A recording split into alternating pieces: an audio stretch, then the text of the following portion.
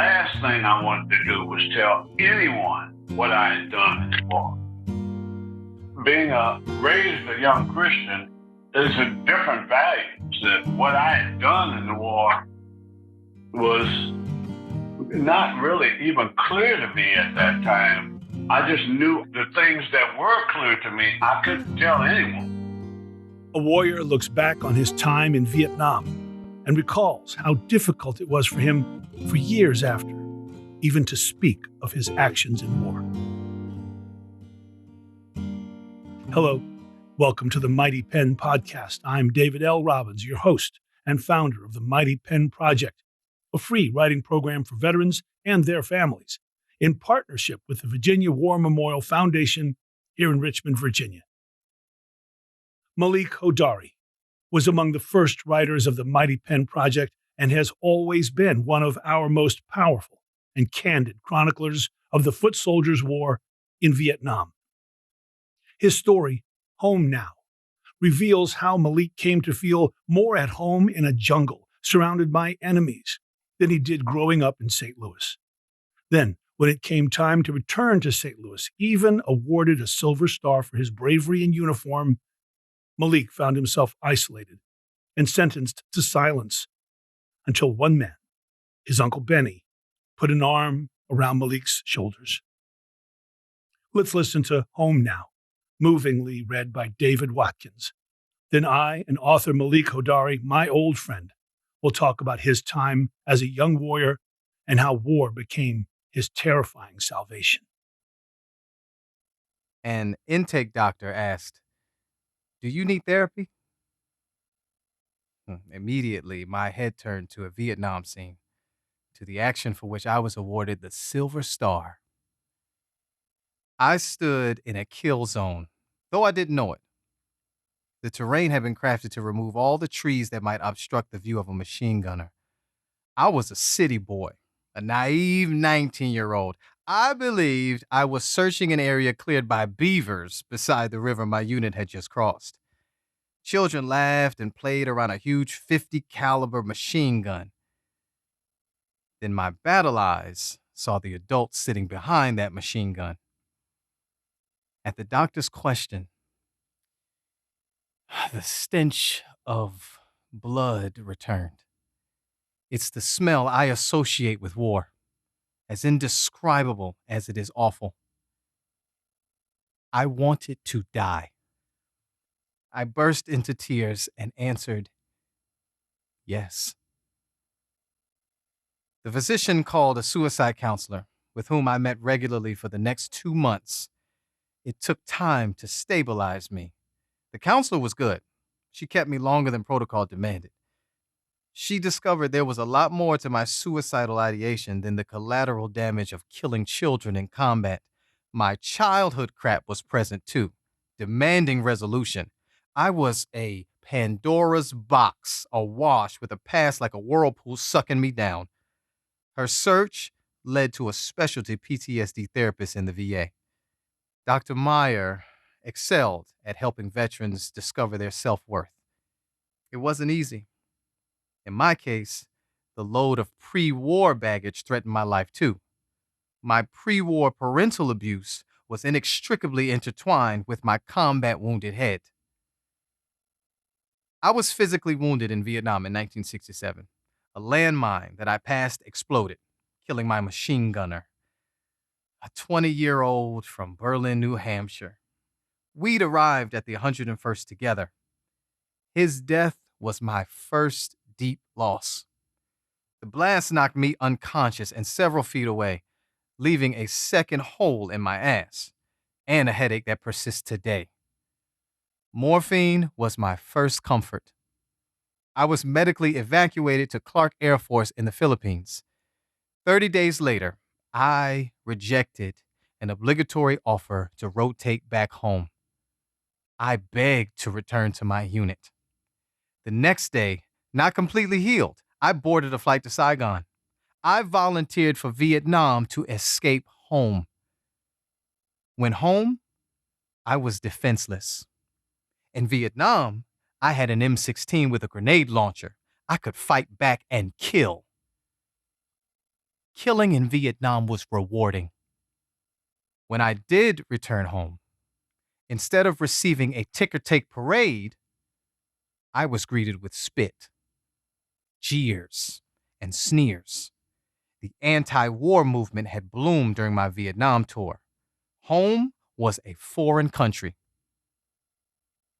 War was my escape. I needed to get out of my parents' home, so I chose the only available option. I enlisted in the Army as a paratrooper, knowing I was destined for Vietnam. There, I enjoyed stalking the enemy, being fearless and killing. I walked point every day. I was good at maps. So good, I was given my own map for every search and destroy mission I led. So good, I could call in airstrikes and direct Puff the Magic Dragon fire to save my pinned down platoon. I enjoyed leading into combat my squad, my platoon, my company, and 2nd Battalion 327. I enjoyed being able to redirect my helicopter pilots to more appropriate landing zones. I was a private first class invited to pre-departure tactical sessions to give input on where my unit would fit in the hunt. I was recognized and respected for my abilities as a combat zealot. The war in Vietnam was better than the home I left in the States, better than the abuse and disrespect I experienced from my earliest recollections. My mother, father, and adopted father used me as a punching bag. They talked to me like I was a neighborhood drunk. War was better than living in their house. Combat was fulfilling beyond my expectations. I excelled at every aspect. My return to the United States was even more traumatic than battle. Every soldier returning from Nam was a pariah.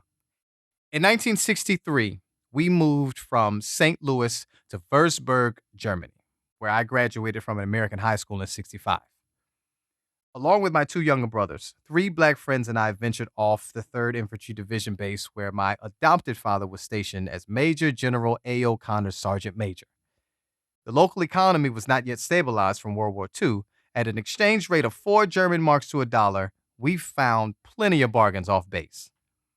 The local Germans walked behind us looking for tails, a holdover from Hitler's propaganda that non-Aryan races were inferior, that African descendants were not fully evolved.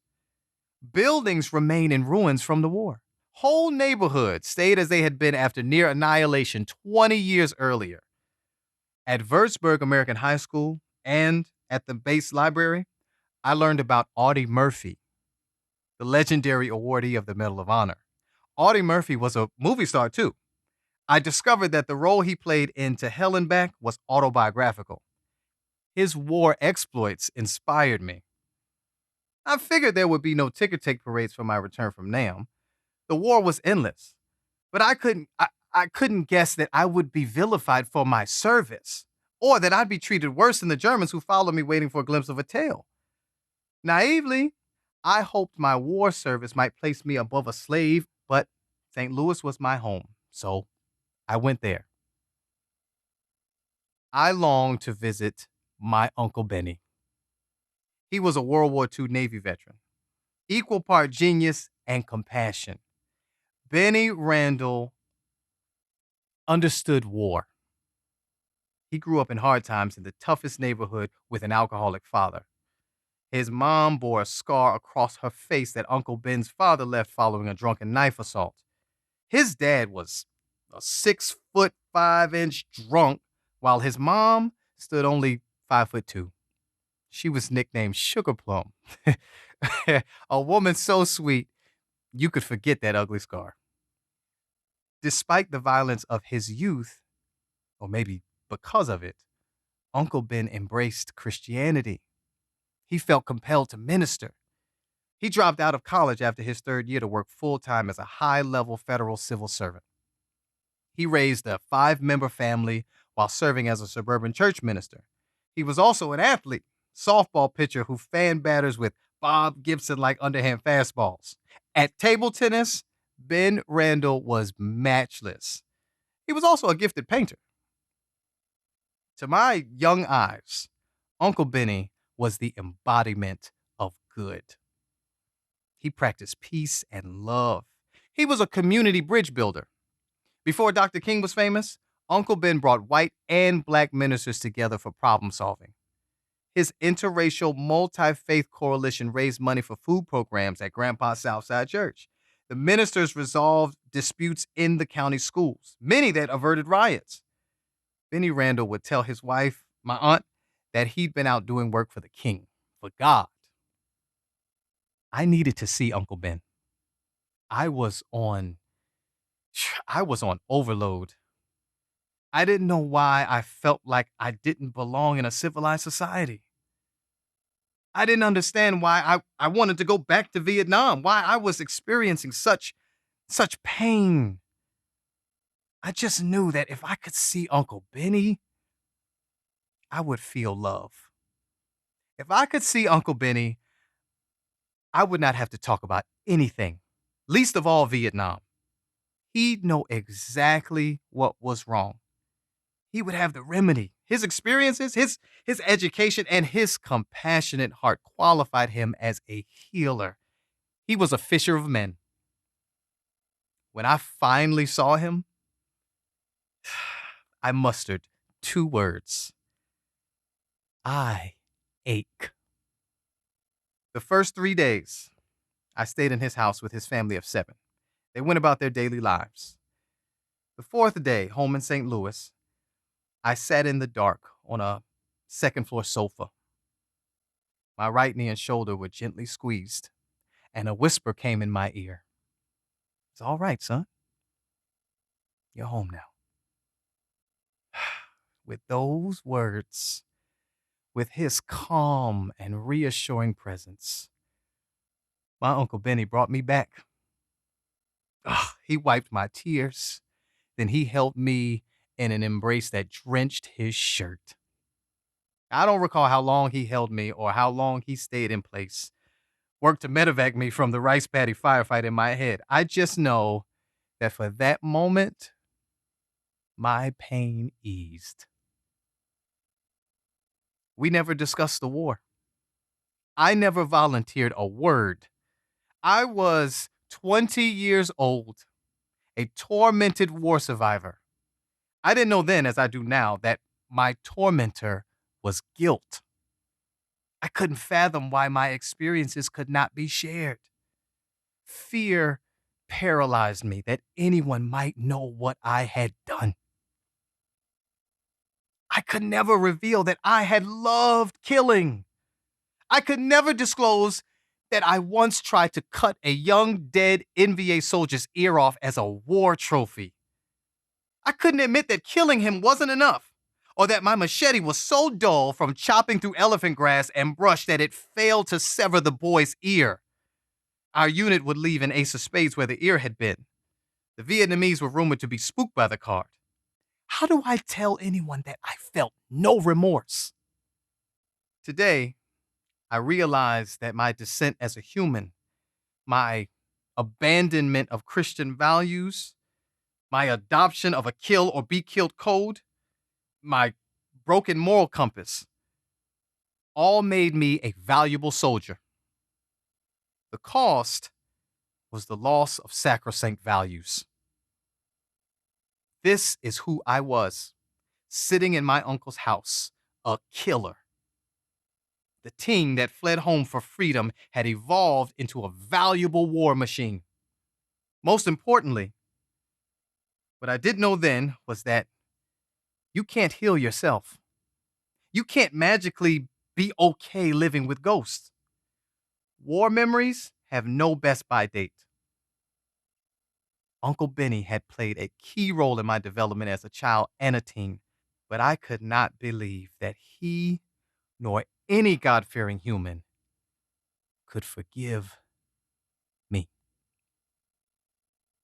It's all right, son. You're home now. I was home. Uncle Benny's assurances helped me see that the war was home too. I didn't have to sleep in a foxhole or in a monsoon. My pain eased at his soothing voice.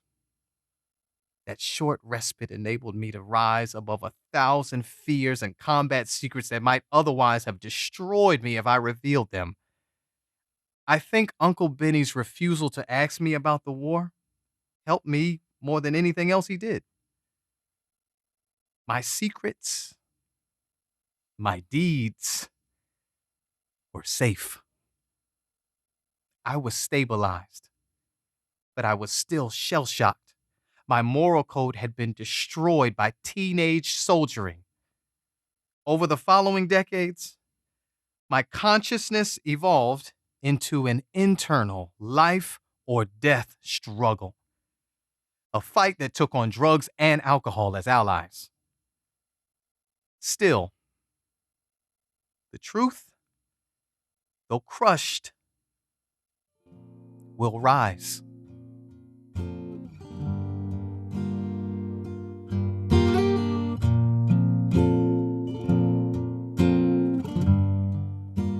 I'm joined by my old friend Malik Hodari from his home in Chicago. Malik, former Army paratrooper, Vietnam veteran, attorney, and all-around spiritual seeker. Malik, thanks for joining me. Great to be here, David. Yeah, brother. The pain in that story, Malik, is palpable, and I don't want to start there because you did such a great job describing how hurt you were with your return and how hurt you were by the family that raised you. And I want to jump right to the healing. Great. And I want to jump first past Benny. We'll return to Benny because he's a pivotal part of your life in that story. But I want to talk about what happened after you left Benny, when he put his hand on your shoulder and said, "All right, son, you're home now." And you said you were able to return in that moment, but that your healing wasn't complete. And for me, the part of that story that isn't there is after Benny. You're still 20-year-old. Right. You're still a veteran with a head full, right?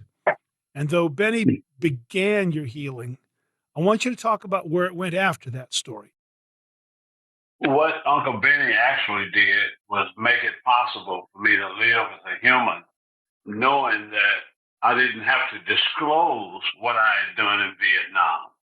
The last thing I wanted to do was tell anyone what I had done in the war.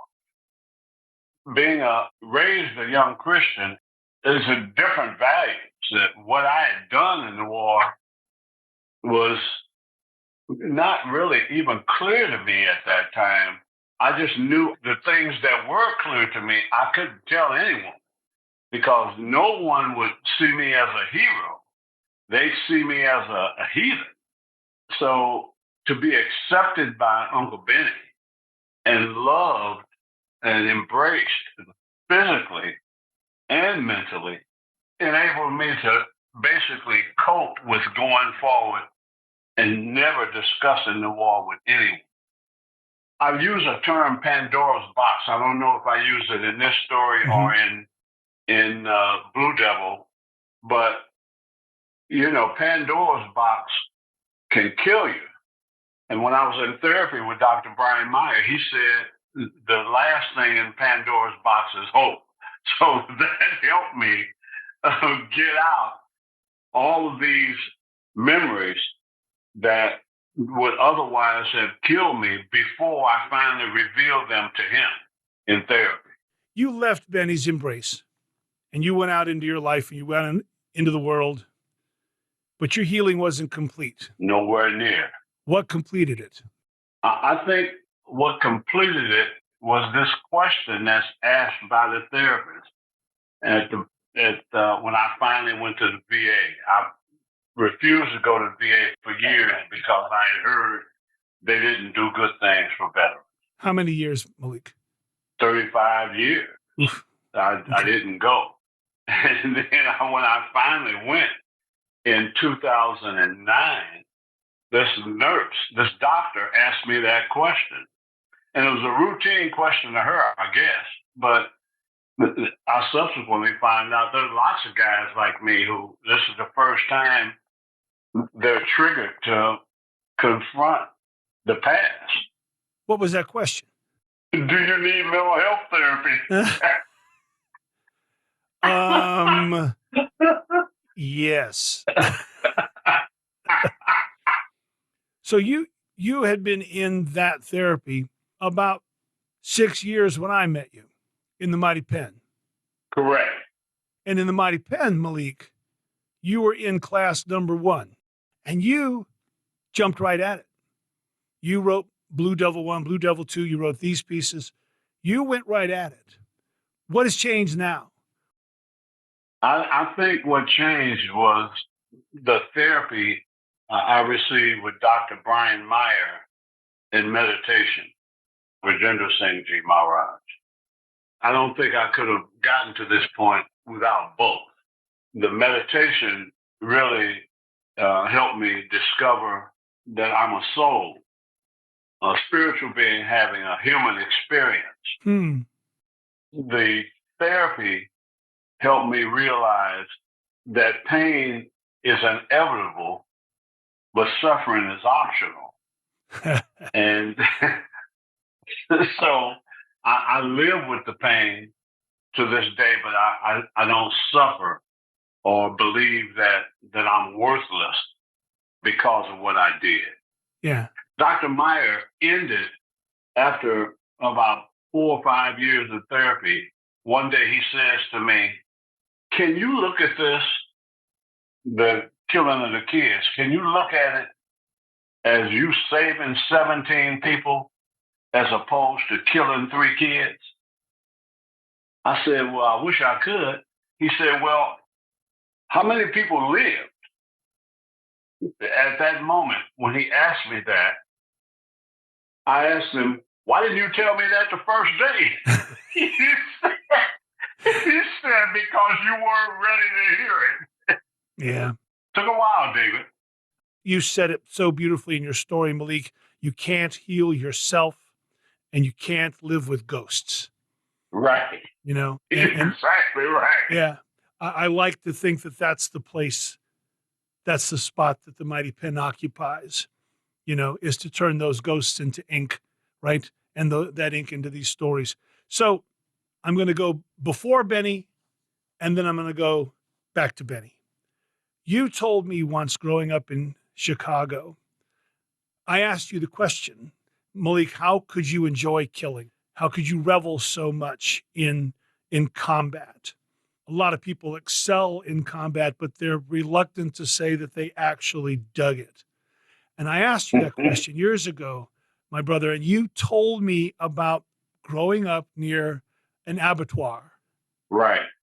I woke up from the time I was my earliest recollection. I must have been 3 years old when I first recall waking up at night to the sound of pigs going to slaughter. My grandparents had a 3-story house, and next door was a slaughterhouse. And the pigs were brought in twice a day, and they were slaughtered twice a day at 3 o'clock in the morning and 3 o'clock in the afternoon. And a lot of times we would go out and watch it. You couldn't go back to sleep at 3 in the morning until the squealing ended. But during the day, especially during the summer, we would go next door across the alley and just watch it, and it was just amazing. So my brothers and I, we hunted rats, and there's a story, Pigs, Blood, and Water, that I wrote about this that's pretty instructive as well. So you told me that even from a young age, you had become accustomed to the sounds and sights and the experience That's right. of killing. And when you hit That's Vietnam, something you were accustomed to, yeah? Yeah, when I hit Vietnam, there was a guy named Fuzzy that I grew up with next door. Fuzzy was my earliest friend and remains my friend to this day. Fuzzy was in the 101st Airborne. He got on the plane I got off of to go back home. And he told me, "You're going to love this." Yeah. And I did. Right now, let's turn our attention to that lovely uncle, that ministerial uncle that you had, Benny the healer, Benny the athlete, Benny the World War II Navy veteran. You came home he put his arms around you after 3 days, but he had the sense somehow, Malik, to not ask you what you'd done in Vietnam. Oh, what's wrong? He didn't even ask me what's wrong. No. Can you, looking back on that now, 50 plus years after that happened, can you unravel that for me? Because who does that? Who takes a young soldier and sees them so sad and so broken and only gives them love, only gives them home, only gives them compassion, and doesn't pop a beer at the kitchen table at midnight and say, come on, man, what happened? Who does that? And why was that such a perfect thing for him to not do? I think his background, what I didn't say in the story is that Uncle Benny was a Navy war veteran. And he had graduated from Naval Mechanic School at Hampton, Virginia. And so he was around veterans and he participated in World War II, but he repaired ships. Still, he knew tons of veterans. He knew pain. And the veterans of World War II call it shell shock. Here's the difference between us two, if I can divert just for 1 second. Yeah. The veterans of World War II came back on a ship together, and they were used to talking to other people about the war, other veterans. So they discussed the war coming home on a ship for a month. Veterans from Vietnam flew home. And so you fly from one day you're in combat, and the next day you're at Fort Lewis, Washington. And the next day you're at the airport, Seattle, Tacoma, catching a plane back home. You have no time to process what you've done. Uncle Benny, I think he had a background that enabled him to understand the best thing he could do for me was just to love me. I had spent many, many nights in his house, and he had counseled me over the years, before and after Vietnam. But he never, ever asked me what I did in the war. Even after that time, as I got older, he never asked me what I did in the war. And my one regret, once I got into therapy, was that he was no longer alive, so I could actually discuss some of these things with him. Because hindsight, he would have been the perfect person to discuss it with, because he didn't judge people. Yeah, you call him a fisher of men, and you said he was every day working for the king. That's right. That's right. Now remember, my mother's sister was his wife. So he wasn't my biological uncle. She was my biological aunt. But he treated me as a biological son. He treated you, Malik, as a fellow warrior. There's no question. But he treated you with compassion, which we reserve for our families. But he treated you with understanding, which is only between warriors. Exactly. That to me was clear. Going back to that line where you said that you were so reluctant to share, and you spent 35 years not sharing.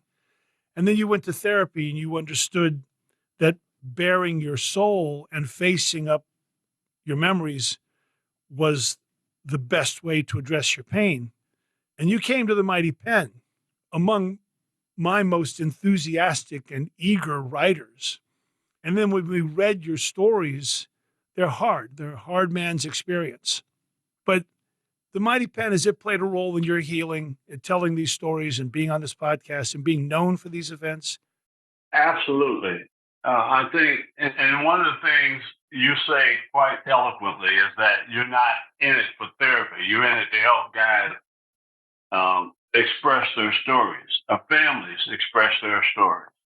And I think one of the redeeming virtues of Mighty Pen for me is the opportunity to tell others that it's okay to tell your story. and that your story is as important as the next story. Not all stories make it from here to eternity or to hell and back, but they are similar stories. And to document this for all time is an important part of what's necessary for the world to be at peace during and after war. That's what the War Memorial does. Yeah. The mighty pen makes it possible for there to be peace in war and after war. I think what we're trying to do, Malik, is be Uncle Benny. Exactly. Is to say to veterans and their family members, this is a home. It's a home for your story. It's not judgmental. There's respect and there's love here for veterans. Because listening to your story about Benny, I attached to his character. And I thought, I want to be that. You are that. Well, you are that. Thank you for that. But I want to put my arm around my friend Malik and say, when you're with us, there's a home for that story, and that story is you. So thank you for giving me the opportunity to say that to you, Malik. Tell me real quick, you said that you are a soul having a human experience. And I know that you studied at ASRAMs and you have sought that kind of peace. Tell me quickly that journey, because that's a special one. Yeah, that's the thing that has been my foundation, is the ability to experience myself as a soul, to realize that higher nature of all humans, of all existence, is that we're all soul. You get that actual experience in meditation on the light that is within each and every one of them. In the beginning was the Word, the Word was with God. God said, let there be light. It's that light that's in each and every human being. One way to look at it scientifically is that we know that now there's smaller energy than the atom and the proton and neutron called quarks. And a quark is a moving packet of light, so that everything that exists is made up of light, and everything that moves makes sound. And so they now call it the God particle. Well, it's the experience of that God particle in your own body through meditation that enables you to realize the spiritual nature of one's existence. And that nothing you did in your past or you experienced or suffered in your past has extinguished that light. Exactly. Or can extinguish that light. There you go. All right, I'm going to thank you again, Malik, and express my love and admiration for you. And I look to see you soon, brother. Thank you, David. Yeah, Good luck, everyone. All right. Be good, bud. Bye-bye.